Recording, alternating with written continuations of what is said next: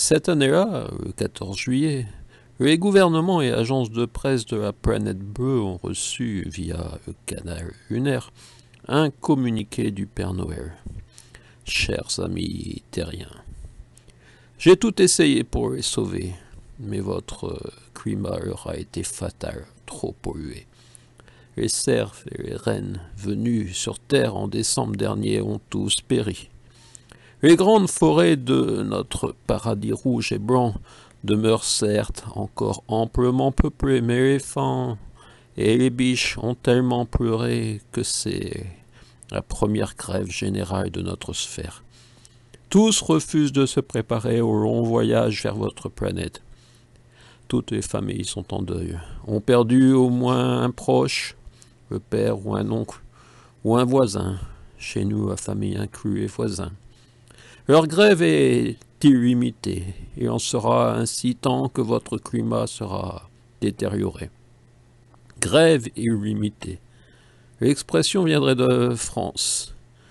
Je les comprends. J'ai moi-même traîné durant des semaines une polluoïde aiguë.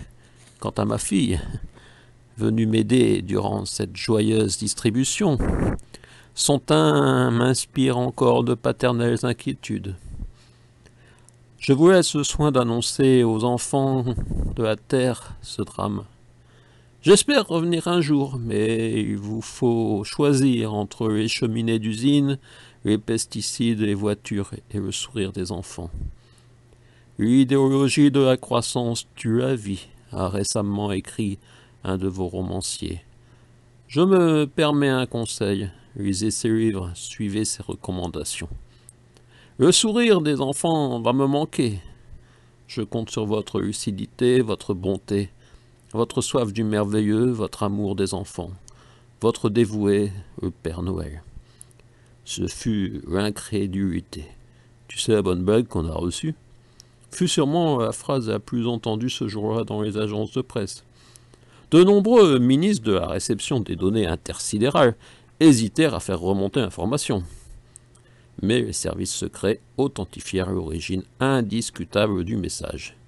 Et chaque pays réagit de manière assez similaire. La dépêche fut classée au dossier secret jusqu'à nouvel ordre. Et toute personne en ayant eu connaissance dut jurer de ne jamais la révéler. Il y eut peu de récalcitrants, donc peu de transferts en rééducation, encore moins d'exécutions. Dans chaque pays, la dépêche devint une affaire d'État. En France, par exemple. Lors d'un extraordinaire conseil des ministres extraordinaires, le ministre de l'Industrie se voulut solennel. Monsieur le vénérable président de la République de la France, chers collègues ministres, messieurs les secrétaires d'État, les industries sont les plus modernes. Nos industries sont les plus modernes, les moins polluantes du monde, et je peux affirmer de manière catégorique et sincère que le grand nuage de pollution observé sur certains pays en fin d'année dernière s'est arrêté à la frontière allemande. Les services spécialisés du ministère sont formels. Les serfs du Père Noël venus en France sont donc indemnes. Je vous le parie, notre beau et grand pays sera le seul où les enfants ne verseront aucune larme de chagrin. Je suis optimiste. Il ne faut jamais se résoudre à la sinistrose. Le Père Noël sera des nôtres. Le Père Noël sait combien le gouvernement de la France, le Premier ministre, plus proche témoin de l'exaspération croissante du président, intervint alors sèchement. Il convient de préciser que la plus haute autorité de cet État, après s'être discrètement gratté l'oreille droite, s'arrachait quelques croûtes dans la gauche, signe indiscutable d'un bouillonnement interne. Le Premier ministre s'exclama alors « Bien, dictez vos recommandations à votre secrétariat pour le cas où une fuite mal intentionnée fuiterait dans la presse. » Ce fut le premier sourire général de la journée, et l'atmosphère se détendit. Naturellement, tout le monde sourit en cette époque où la presse quémandait une autorisation au ministère de l'Information et des Statistiques avant d'évoquer un sujet. Le président posa alors la main droite, puis la gauche, sur les documents placés devant lui. Les pouces se touchaient, le silence fut immédiat, tous le savaient, il allait s'exprimer. Monsieur le Premier ministre de la France, quelles sont vos propositions? Monsieur le vénérable président de la République de la France, j'avoue être confronté à une situation sans précédent dans notre illustre histoire. Il m'est donc difficile de me référer aux décisions de nos glorieux aînés. Bien, reprit le président. Ayant prédit votre analyse, j'ai personnellement, au nom de la France éternelle, pris l'initiative ce matin même d'appeler mes amis les chefs d'État des pays phares de l'humanité. Après les sujets traditionnels, je vous épargne le détail des guerres et émeutes et de l'inflation galopante, à tenir par la bride d'une main ferme. Après ces dossiers qui font le quotidien de ma vocation, cette dépêche fut évoquée. Et, sur ma proposition, nous avons décrété un grand plan aussitôt baptisé Barbe Blanche. Vous allez me demander quel est ce plan. Je vais vous le dire. Des acteurs seront priés de pallier la défection du Père Noël. Chaque région devant considérer que le Père Noël, légèrement souffrant, a fait l'impasse sur sa contrée suite à une productivité insuffisante. Ce qui nous permettra de remotiver nos forces vives. Appréciez le raisonnement. Il faut toujours savoir se servir des impondérables, même des intempéries. Sourire modéré général, nécessaire et immédiat, il s'agissait d'une nouvelle preuve de l'humour présidentiel, loué par l'ensemble de la nation. Que la leçon soit retenue, méditée, et que plus tard on se souvienne, avec nostalgie et déférence, de l'origine de cette méthode de gouvernement.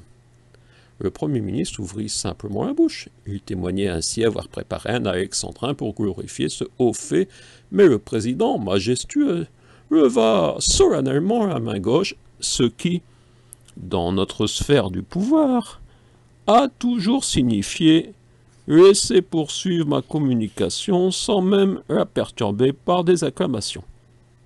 Le président enchaîna. Le Père Noël est donc officiellement légèrement indisposé, ce qui est, vous en conviendrez, l'expression la plus proche de la réalité que nous puissions offrir à notre bon, fidèle et laborieux peuple. Que surtout, et j'insiste sur ce point, que surtout personne ne puisse supposer que la vieillesse du Père Noël pourrait être cause de cette défection. Le Père Noël, comme tout être d'exception, vit au-delà des contingences de l'âge. Vous demanderez d'ailleurs à nos journaux les plus lus des dossiers sur nos fringants centenaires. Le Premier ministre opina immédiatement, mais quelques ministres surent traduire une légère vibration des sourcils par « Où vais-je trouver des fringants centenaires ?» Naturellement, il n'aurait pu exprimer pareille difficulté, et d'ailleurs, le président concluait. J'ai par ailleurs personnellement écrit au Père Noël pour lui proposer les services de nos plus éminents vétérinaires. Et lui ai par ailleurs proposé la capture des cervidés de la terre pour repeupler ses forêts. J'ai naturellement apporté mon expérience de cas certes différents. Nous ne parlons plus de serfs mais d'ouvriers. Néanmoins, des esprits vaillants et brillants comme lui et moi peuvent comprendre les similitudes. En résumé, je lui ai conseillé d'offrir aux meneurs des frondeurs, car il s'agit toujours dans ces cas-là de quelques anarchistes qui trompent les foules, d'offrir à ces fortes têtes un agréable séjour dans les plus vertes prairies de la galaxie. La séance fut levée par le traditionnel « nul n'ayant d'éléments essentiels complémentaires, le Conseil des ministres de la République de la France éternelle s'achève sur ces modestes et vénérables propos. » Cette année-là, les enfants n'y virent que du feu. La version officielle fut naturellement propagée sans la moindre contradiction, et le bon peuple fut heureux. Puis les industriels proposèrent de s'occuper de cette tradition, et le palais présidentiel approuva, missionna les intermédiaires les plus généreux lors du tout aussi traditionnel congrès propice aux modestes cadeaux aux vénérables serviteurs de la nation. Et les parents s'habituèrent. Des tenues rouges et blanches furent fabriquées en série, nulle carrure n'ayant été oubliée, des nains aux géants, conformément au manuel des recommandations ministérielles. Cette figure de notre petite histoire nationale décéda sans avoir obtenu de réponse du Père Noël. Ce fut sans conteste son plus grand chagrin. Sous sa tenue officielle d'ancien président de la République, le vieillard ne quittait plus une tunique rouge et blanche, taillée sur mesure, Son épouse confia au cercle restreint des derniers fidèles. Jusqu'à l'ultime instant, il a espéré me questionner du regard.